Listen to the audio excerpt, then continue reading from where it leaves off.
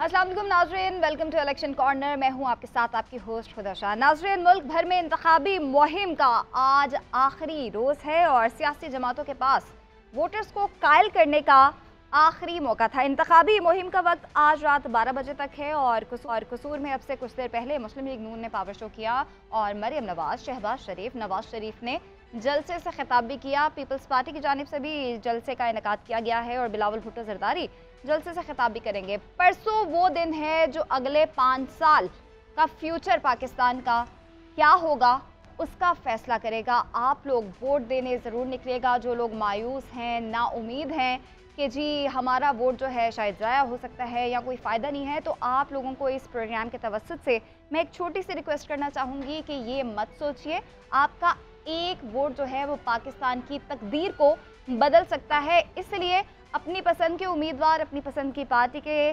इंतखाबी निशान पे परसों निकल के ठप्पा ज़रूर लगाइएगा और दुआ कीजिएगा कि आने वाली हुकूमत जो है वो हमारे मुल्क के लिए अच्छी साबित हो और हमारे मुल्क के जितने भी मुश्किल हालात चल रहे हैं वो सब कुछ दूर हो जाएं। आमीन। नाज़रीन, आज के प्रोग्राम में लाहौर के हलकों को भी डिस्कस करेंगे, कराची के हलकों को भी मज़ीद डिस्कस करेंगे। स्टूडियो में हमारे साथ मोइन अज़हर साहब होंगे और राशिद सदीक जो है वो हमारे साथ कराची ब्यूरो से मौजूद होंगे। लेकिन सबसे पहले रुख कर लेते हैं अपने नुमाइंदगान का जो मुख्तलिफ शहरों में हमारे साथ मौजूद हैं। कोयटा से खदीजा काकड़ हमारे साथ हैं, फैसलाबाद से औरंगज़ेब मलिक और मुल्तान में मौजूद हैं शहजाद फरीद भी और इरफान राना जो हैं वो कोयटा से हमारे साथ मौजूद हैं। इरफान राना, आपकी जानिब बढ़ूंगी चूँकि आज इंतखाबी मुहिम का आखिरी दिन है, तो वहाँ पे क्या सूरत हाल है? इलेक्शन कैंपेन के बारे में बताइएगा, डोर टू डोर कैंपेन के बारे में भी बताइएगा, माहौल कैसा है वहाँ पे इस टाइम? जी हाँ, बिल्कुल। देखिए, आज जो है आखिरी रोज़ है इलेक्शन मुहिम का। रात 12 बजे तक जो है उम्मीदवार वो अपने जो इलेक्शन मुहिम चला सकते हैं। डोर टू डोर जो इससे पहले इंतखाबी इन्होंने मुख्तलिफ सियासी पार्टियों ने और आज़ाद उम्मीदवारों ने मुहिम चलाई थी और उस हवाले से काफ़ी जो है वो दस्ती बम भी देखे गए, कई नाखुशगवार वाक़यात रूनुमा हुए, पार्टी के दफ्तरों में दस्ती बम हमले किए, लेकिन उसके बावजूद भी उम्मीदवार पुरअज़म थे और उन्होंने डोर टू डोर जाके वहाँ पर कैंपेनिंग की और वोटर्स को ये कहा कि किसी किस्म की भी, जो इससे पहले भी 2018 या 2013 में जिस तरह से इलेक्शन हुए, 2008 में इससे बदतरीन वाक़यात होते रुनमा हुए, लेकिन उसके बावजूद भी इलेक्शन वक्त पर हुए। तो इस वजह से उन्होंने भी काफ़ी डोर बाय डोर जो है उन्होंने कैंपेन की और वोटर्स को कन्विंस किया कि आप कौमी फरीज़ा अदा करने के लिए 8 फरवरी को ज़रूर निकले और मोहर ज़रूर लगाएं, ताकि जो कि हमारे जो माशी हालात हैं इस वक्त मुल्क के और मुल्क खुसूसन जो अमन अमान की सूरत हाल है, इसमें बेहतरी जो मुंतखब नुमाइंदे आएंगे वो असम्बली में बैठ कर बेहतर अंदाज में अपने अमूर चलाएंगे और जो जिस तरीके से महंगाई चल रही है इसके खात्मे के लिए इकदाम करेंगे। सिक्योरिटी के हवाले से जो हमारे प्रॉब्लम चल रहे हैं उनको जो है उनके खात्मे के लिए इकदाम उठाए जाएंगे। अभी मैं आपको बताऊँ जाऊँ कि जो इलेक्शन कैंपेन अभी ख़त्म होने वाली है, इस वक्त जो सूरत हाल है ओवरऑल सिक्योरिटी की, जो पुलिस है बलूचिस्तान में वो 35,000 इलेक्शन की ड्यूटियाँ सर अंजाम देगी, जिसमें 19,000 जो है वो पोलिंग स्टेशन पे तैनात होगी। लेकिन मैं आपको बताऊं कि जो पुलिस जो है अपने फ़राइज़ सर अंजाम देगी वो बलूचिस्तान के 17% ए एरिया में फ़राइज़ सर अंजाम देगी, जबकि जो बी एरिया है उसमें लेवीज है, उसमें तकरीबन 15,000 से ज़ायद जो एहलकार वो इलेक्शन ड्यूटी देंगे और पोलिंग स्टेशन पर तैनात होंगे। बी एरिया में 1047 जो पोलिंग स्टेशन है वो इंतहाई हिसास हैं, जबकि 1816 जो पोलिंग स्टेशन है वो एहसास है। तो इस हवाले से जो अमन अमान की सूरत हाल है, इसके अलावा फ्रंटियर कोर बलूचिस्तान भी अपने फ़राइज़ सर अंजाम देगी, जबकि पाक आर्मी जो है स्टैंड बाई रहेगी।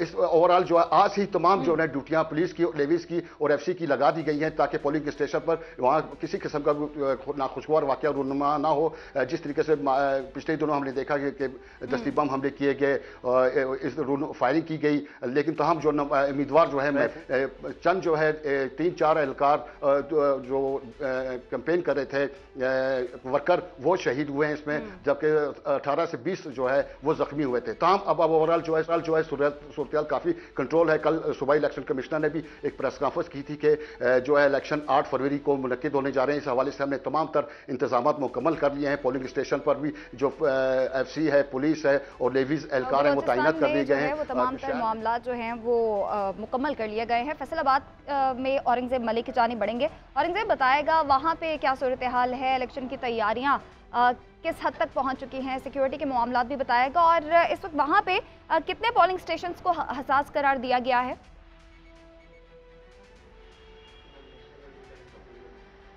नहीं, वो 832 पे।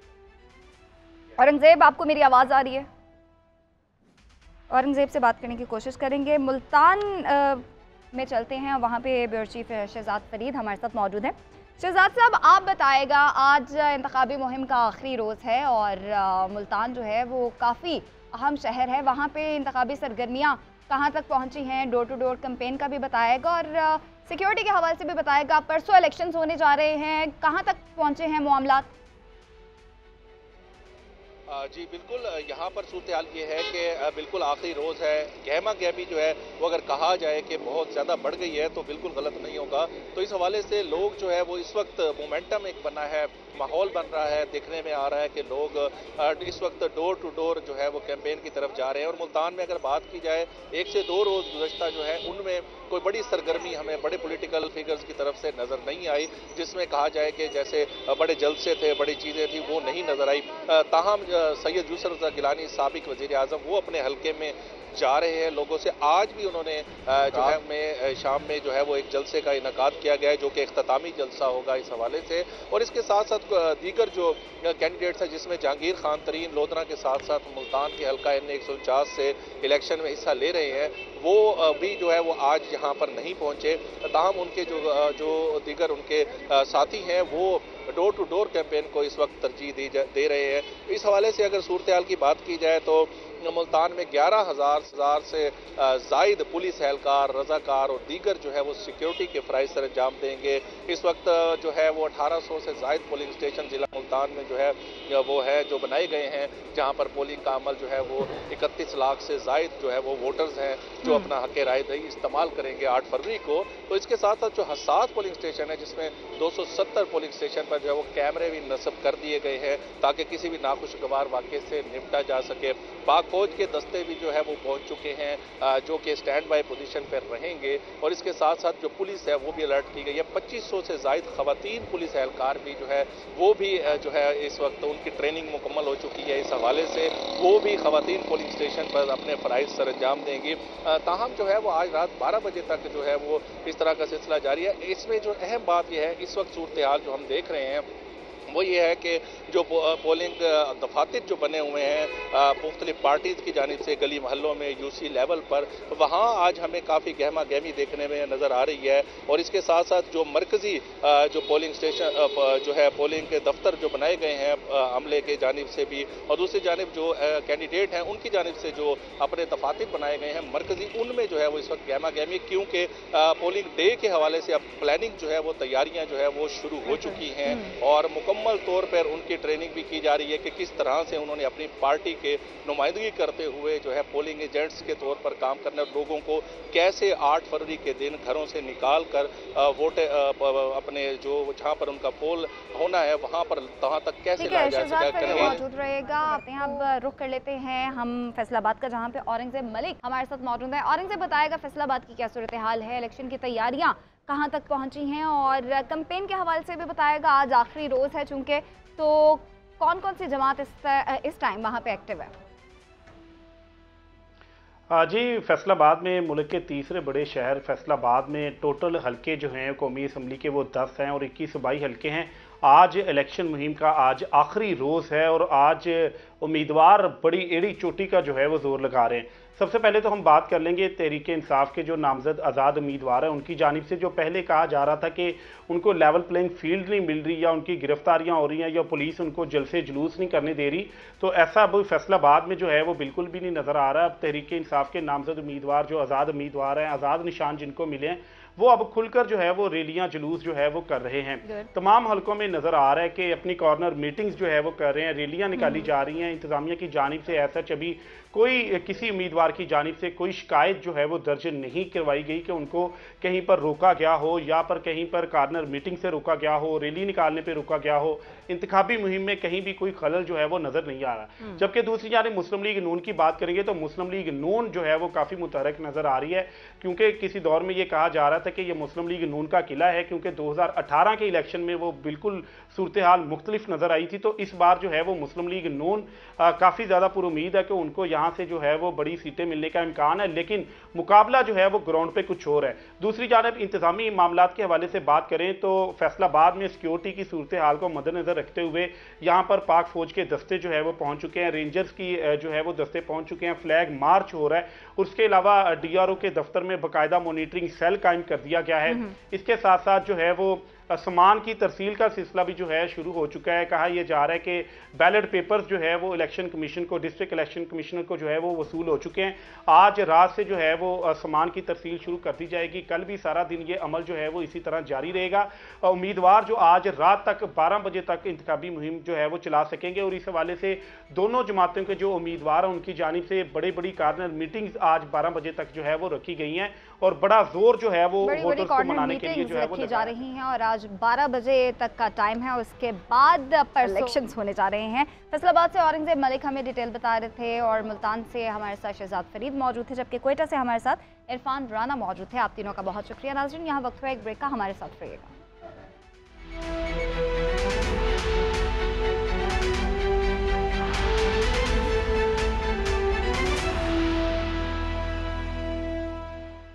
वेलकम बैक नाज़रीन। और अब डिस्कस कर लेते हैं लाहौर के 3 हलकों को। हल्का है एन 125, 126 और 127 और हमारे साथ स्टूडियो में मोइन अजहर साहब भी मौजूद हैं। उनकी जानिब भी बढ़ते हैं और उन्हीं से डिटेल जान लेते हैं।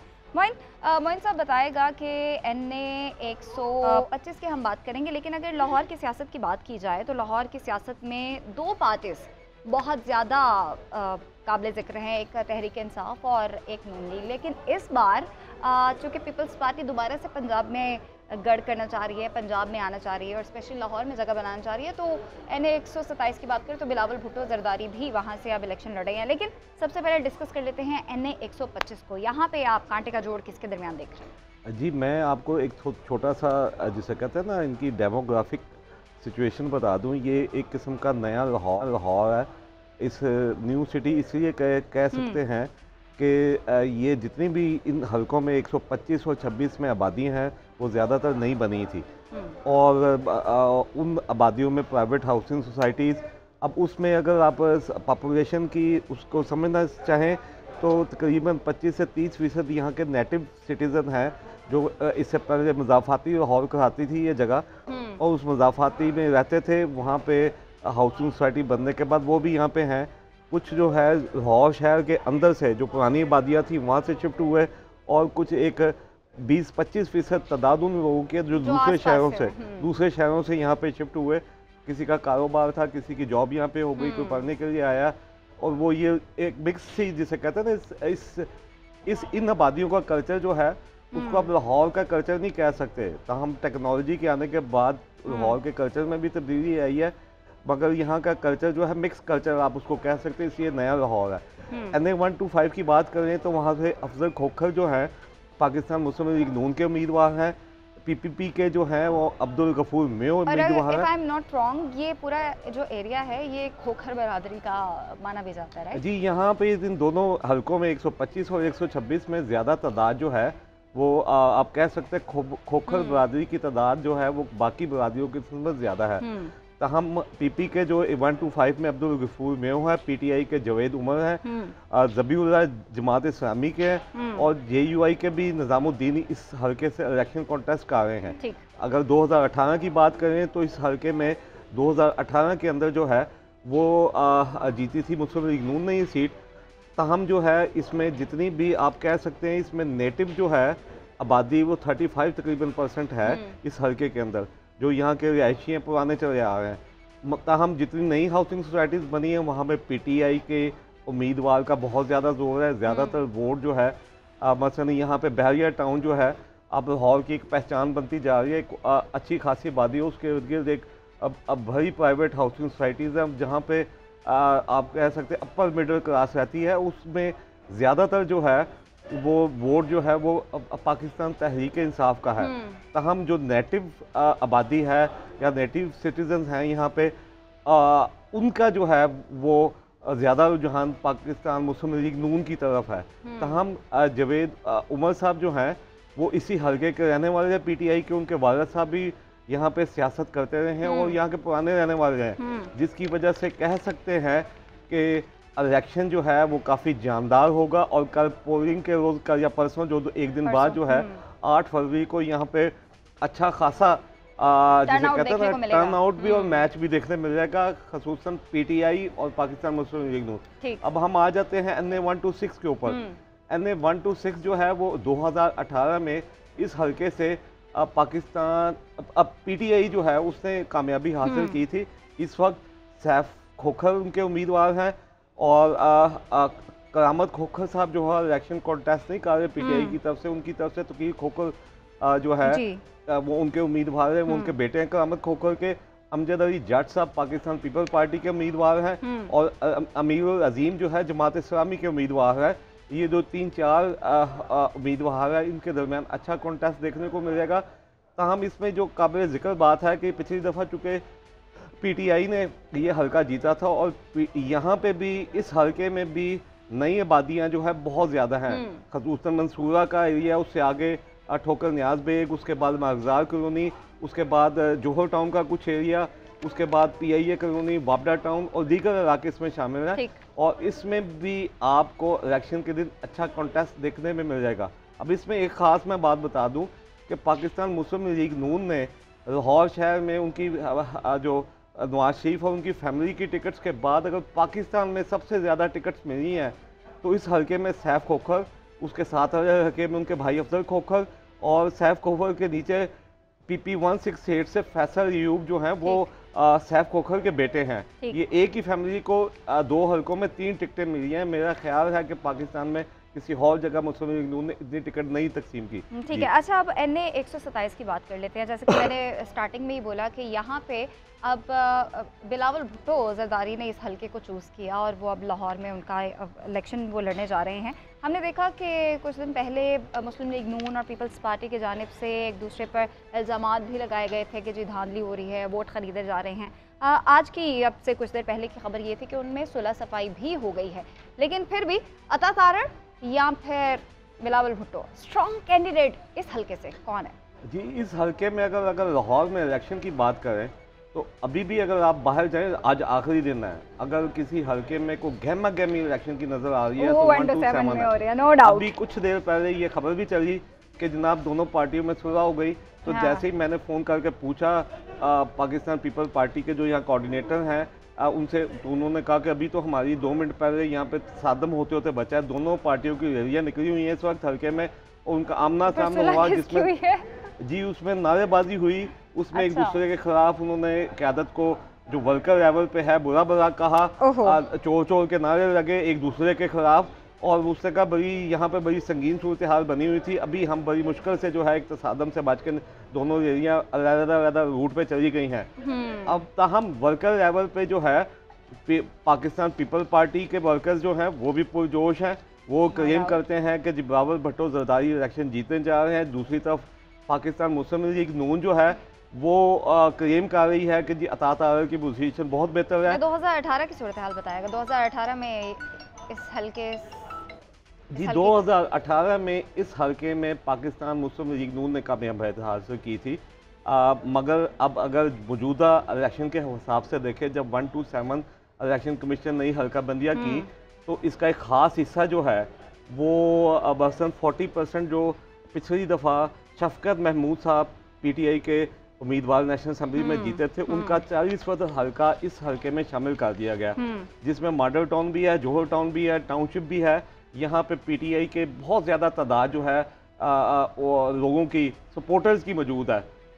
जो मैं जब ज़हीर अब्बास जो खोखर साहब हैं PTI के 1 to 7 से उम्मीदवार हैं, जब उनसे 2-3 दिन पहले मुलाकात हुई, मैंने उनसे पूछा कि आप इतने एक्टिव नज़र नहीं आ रहे, तो उन्होंने ये कंप्लेंट की या उन्होंने कहा कि ना हमारे वर्कर्स को यहाँ कंपेन करने दी जा रही है, ना उनको रैलियां निकालने जा रही है। इलेक्शन जो है वो में जा रहे हैं मोइन साहब, तो देख लेते हैं कि कौन सा कैंडिडेट जो है वो इलेक्शन जीतेगा। मोइन साहब हमारे साथ मौजूद हैं और लाहौर के हलकों को डिस्कस कर रहे थे। कराची का रुख कर लेते हैं। राशिद सदीक हमारे साथ मौजूद है। कराची में अगर सिंध के सूबाई असम्बली की बात की जाए तो वहाँ पे भी तगड़े मुकाबले मुतवक्के हैं और सबसे पहले जिक्र कर लेते हैं अहम मुकाबले का PS 129 का। राशिद बताएगा इस हवाले से।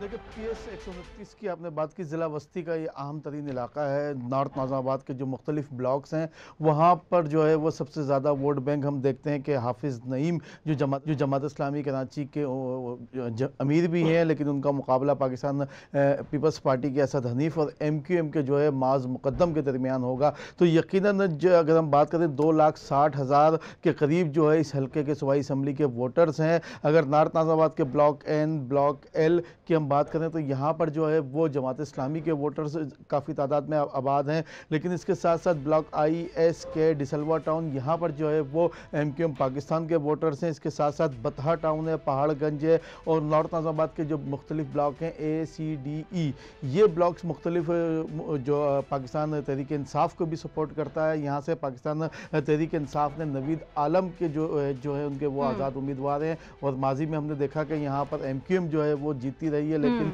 2018 में पाकिस्तान तहरीक इंसाफ ने टफ टाइम दिया था। और उसके साथ साथ इस दफ़ा जो है वो सबसे बड़ा उम्मीदवार जो है वो जमात इस्लामी के अमीर जो है वो हाफिज़ नईम खुद भी हैं, जो कि इस हल्के से कौमी असम्बली के भी उम्मीदवार हैं, जबकि ज़िला वस्ती से भी कौमी असम्बली के उम्मीदवार हैं। 2 कौमी असम्बली के हल्कों के साथ साथ हाफिज़ नईम इस सूबाई असम्बली के हल्के पर भी जो है वो इलेक्शन लड़ने के लिए तैयार हैं। लेकिन बड़ा दिलचस्प मुकाबला होगा ज़िला वस्ती में, क्योंकि ज़िला वस्ती से हमने देखा है कि माजी में जो बल्दियाती इलेक्शन हुए थे तो वहाँ से इस्लामी ने इस तमाम तर टाउन्स से जो ज़िला वस्ती के थे वहाँ से कामयाबी हासिल की थी और पाकिस्तान पीपल्स पार्टी को बड़ा टफ टाइम दिया था। चूँकि MQM पाकिस्तान ने बॉयकॉट किया था, लेकिन MQM पाकिस्तान अब इस हल्के से बाकायदा तौर पर ना सिर्फ भरपूर मुहिम चला रही है, जबकि आज उनका जो आखिरी इंतखाबी शेड्यूल है मुहिम का वो भी इसी हल्के में इख्तिताम पजीर होगा। डॉक्टर खालिद मकबूल सिद्दीकी इस पूरे इलाके से रैली लेके निकलेंगे और MQM पाकिस्तान के जितने भी मुख्तलिफ इलाकों से आज टोलियाँ रैलियों की शक्ल में निकलेंगी वो इसी इलाके हल्के में जो है वो 5 स्टार चौरंगी पर आके ख़त्म होंगी।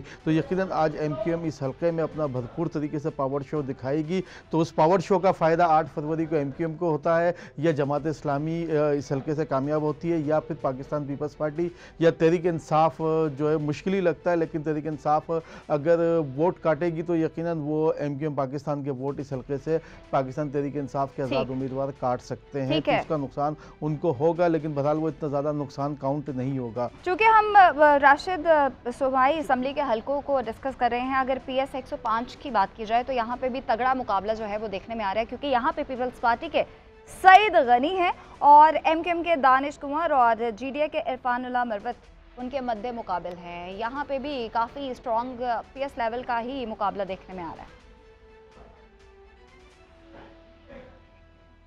अच्छा हुदा, मैं थोड़ा सा क्लियर कर दूं, दानिश जफ़र जो है वो MQM हकीकी के उम्मीदवार हैं इस हल्के से। और MQM पाकिस्तान जो है वो उसने GDA के इरफानुल्लाह मरवत की हिमायत की है और इस हल्के से सईद गनी के मुकाबले पर उन्होंने जो है वो MQM पाकिस्तान ने किसी को मैदान में नहीं उतारा, क्योंकि इलेक्शन से कबल जब वोटिंग टिकट बांटने का सिलसिला हुआ तो उसी वक्त GDA और MQM के दरमियान इस सीट पर एडजस्टमेंट हो गई थी कि MQM पाकिस्तान PS 105 से सईद गनी का मुकाबला नहीं करेगी। जो है वो इरफानुल्लाह मरवत के अकॉर्डिंग जो है वो राशिद बता रहे थे कि MQM ने यहाँ से कोई भी अपना कैंडिडेट खड़ा नहीं किया है। बहुत शुक्रिया राशिद, और स्टूडियो से मोइन अजहर साहब हमें लाहौर के हलकों के बारे में डिटेल दे रहे थे, आपका भी शुक्रिया। नाज़रीन, इलेक्शन कॉर्नर से आज और इतना ही। परसों इलेक्शंस होने जा रहे हैं। एक बार फिर से आप सबसे रिक्वेस्ट करूंगी कि वोट की ताकत को समझिए और वोट ज़रूर कास्ट कीजिएगा। मुझे इजाज़त दीजिए, अपना ख्याल रखिएगा। अल्लाह हाफ़िज़।